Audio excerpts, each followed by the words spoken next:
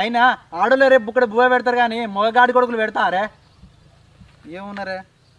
ఏమోరా అది బాగా ఎడుతుంది, నాకు ఏం అర్థమైతలేదు. అసలు నాకు ఇంట్లోనే ఉండబుద్ధి అవుతలేదురా.